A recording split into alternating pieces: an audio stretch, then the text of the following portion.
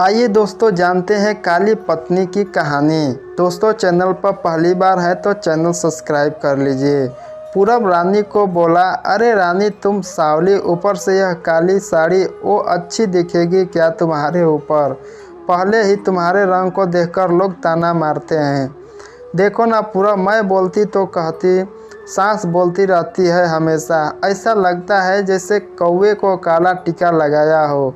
पति और सास का बोलना सुनकर जरा उदास हो गई। वो काली नहीं थी, कृष्ण वर्णीय और रानी नाक नक्शे में अच्छी थी, पर पति और सास कलर को लेकर रानी को हमेशा ताना मारते थे। क्या करेगा वो भी, वह गोरा और रानी कृष्ण वर्णीय। लोगों का क्या, वो तो नाम रखने में पीएचडी होते हैं। ब्लैक और वाइट जोड़ी बोलते थे दोनों को। पूरब का मन वैसे साफ था, रानी को अगर कोई कलर को लेकर बोलता तो उसे ज़रा भी अच्छा नहीं लगता था। इसीलिए वह भी थोड़ा बहुत बोल देता था ताकि वह जिद ना करे।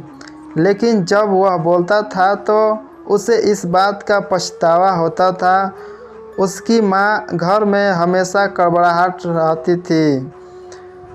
आज भी वैसे ही हुआ। घर में उत्सव के माहौल में सुबह जब सास ने रानी से बात की तो वह थोड़ी घबराई हुई थी। उसका चेहरा भी शांत था। पूरब वास्तव में खुद पर शर्मिंदा था। अपराधी की तरह बैठने के बजाय वह काम के लिए बाहर गया। कई सारी महिलाएं काली साड़ी पहनकर सड़कों पर चल रही थी। सभी की गोरी थी ऐसा नहीं था, लेकिन उन पर वह काली साड़ी अच्छी लग रही थी। पूरब काम की जगह पर गया। उसका बचपन का दोस्त विक्की और उसका पूरा परिवार साथ में था। जान पहचान हुई तभी पीठ के पीछे से विक्की की पत्नी आई। वह भी काली सावली ही थी। काली साड़ी पहनी थी उसने। पीछे से एक आवाज़ आई, प्रतीक्षा दीदी, अच्छी दिख रही हो आप। आपकी साड़ी भी अच्छी है और आप भी। प्रतीक्षा के चेहरे पर खुशी आई। उससे ज़्यादा विक्की खुश हो गया था। पूरा विक्की को कुतूहल से देख रहा था। विक्की ने वह देखा और जाना। वो पूरब के सवालों को हल करना चाहता था। विक्की ने पूरब से सीधे ही पूछ लिया, पूछो तुम्हारे मन में जो भी है, मैं तुम्हें उसका उत्तर देने के लिए तैयार हूँ। पूरब पहले हड़बड़ाया, फिर वह बोलने लगा कि नहीं नहीं, ऐसा कुछ भी नहीं है। विक्की ने पूरब से कहा, तुम मुझे नहीं जानते कि मैं लोगों का मन कितने अच्छे से पढ़ सकता हूँ। तुम तो मेरे बचपन के मित्र हो। तुम्हारे मन की बात भला मुझसे कैसे छुपी रह सकती है? विक्की आगे बोला, चलो ठीक है, मैं तुम्हारा सवाल भी मैं ही बता देता हूँ। तुम यही सोच रहे हो ना कि मेरी पत्नी जो रंग से काली है और आज उसने काली साड़ी पहन रखी है, फिर भी वह और मैं इतना खुश कैसे? पूरब सब कुछ शांति से सुन रहा था और कुछ भी बोल नहीं पा रहा था। विक्की बोला, काला रंग ऐसा रंग है जिसमें दुनिया का कोई भी रंग मिला दे वह कभी नहीं बदलता, यानी कि किसी और रंग की संगत में वह अपना अस्तित्व कभी नहीं छोड़ता।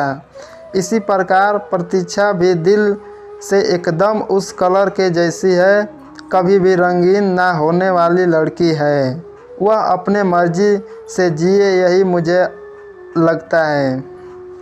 मैं उसे खुश देखना चाहता हूँ। लोगों का क्या, वह तो बैठे ही है बुरा भला बोलने के लिए। गोरी औरतें रही तो छिपकली बोलते हैं, काली होती है तो चूहा या कौवा बोलते हैं। क्या क्या नहीं बोलते लोग। ताना मारने वाले मारते रहते। हमें हमेशा खुश रहना चाहिए। वही मैं अब कर रहा हूँ। वो सुबह मुझे बोली, मैं कैसी दिख रही हूँ, अच्छी लग रही हो। तो तुम ऐसा बोलने पर उसके चेहरे पर वह कोलगेट स्माइल देखकर मुझे सकारात्मक ऊर्जा मिली। घर से बाहर निकले तो सभी बोलने लगे कि अच्छी लग रही हो भाभी। हम दोनों ने अच्छे मन से यह बात सोची, कोई ना कोई ताना मारने के लिए बोला ही होगा ना, उस वजह से जीने की दिशा क्यों बदले। पूरब को उसके घर का सुबह का माहौल याद आया। वह खुद पर ही चिढ़ गया। उससे लगा वो सचमुच में गलत था। मैं ही रानी को दुख देता हूँ, उस वजह से सब उसे बोलते हैं। अब मुझे ही अपनी भूल सुधार कर उससे माफ़ी मांगनी होगी। उसने हंसते हुए विक्की को अलविदा कहा। अपना काम निपटाकर वह एक साड़ी की दुकान पर गया। रानी के लिए उसने काले रंग की साड़ी ली और घर गया। घर जाने के बाद रानी शांत बैठी थी। उसने रानी को आवाज़ दी और साड़ी उसके हाथों में दे दी।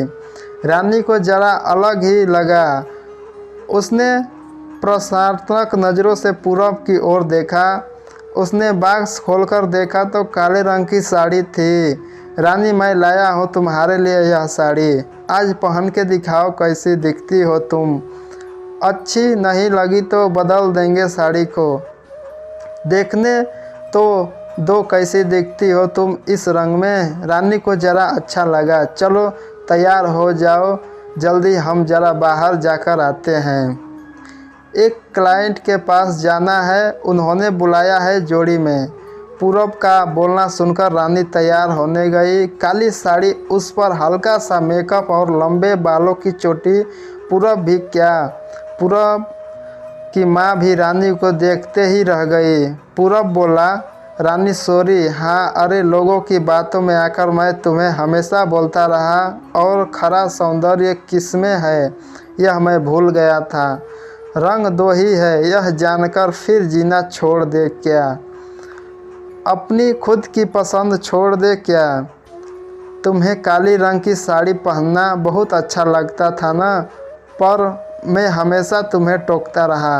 अब मुझे समझ में आया, किसी भी रंग में रंगते वक्त मन साफ हो तो खूबसूरती निखरती है। तुम चाहती हो वैसे ही जियो, मैं कभी भी तुम्हें नहीं बोलूँगा। और हाँ, सचमुच सुंदर दिखती हो तुम। तुम्हारे रंग पर अच्छा खिलता है यह काला रंग। रानी के चेहरे की लाली और भी ज़्यादा बढ़ गई थी। यह बात सुनकर शर्माकर वह पूरब को बोली, क्या आप भी। पूरब ने रानी का मुस्कुराता हुआ चेहरा देखा और उसके बदले हुए विचारों से पूरब खुश हुआ। मन ही मन में पूरब ने विक्की को धन्यवाद किया, क्योंकि यह परिवर्तन विक्की के शब्दों द्वारा हुआ था। खूबसूरत दिखने के लिए खूबसूरत दिखना ज़रूरी नहीं है, बल्कि खूबसूरत सोच होना ज़रूरी है। इंसान का अगर मन सुंदर है तो इससे कोई फ़र्क नहीं पड़ता कि वह किस रंग का है। दोस्तों, अगर वीडियो अच्छा लगा है तो एक बार लाइक कर दीजिए और चैनल को सब्सक्राइब कर दीजिए।